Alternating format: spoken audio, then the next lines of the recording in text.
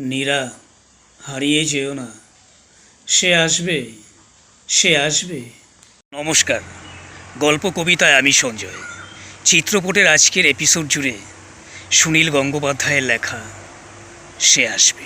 পশ্চিমের এক অবনত সন্ধ্যায় এক নদীর কিনারে দাঁড়ালো সে, একজন শতাব্দীর ভ্রাম্যমান ইতিহাসের পথ ভোলা পথিক। তার দুচোখে প্রতীক্ষা, তার নিঃশ্বাসে বেকুলতা। ঠিক এইখানে, এই শ্মশান প্রান্তে শিশু গাছটির নিচে কেউ একজন আসবে তার জন্য। কথা আছে, সে নিয়ে আসবে মুক্তি। একদিন এইখান থেকেই যাত্রা শুরু হয়েছিল তার, যখন এই গাছটির জায়গায় সদ্য বীজ থেকে বেরিয়েছিল অঙ্কুর। নদীটি ছিল বর্ষার মতন ঝঙ্কৃত, যখন বাতাস ছিল শিশুর হাসির মতন টাটকা, জ্যোৎস্না ছিল ভালোবাসার মতন, যখন ফলের খেতে লাগেনি রক্তের ছিটে, ঘুমের মধ্যে ধাতব শব্দ, যখন এক রাজকুমার অঙ্গে নিয়েছিল গেরুয়া, এক সেনাপতি পদচুম্বন করেছিল এক ভিখারিনীর, এক কবি দেবমন্দিরের বেদিতে বসিয়েছিল তার হৃদয়েশ্বরীকে।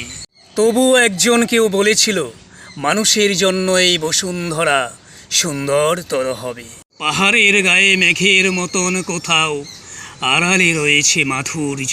সে আসবে, সে আসবে, সে আসবে।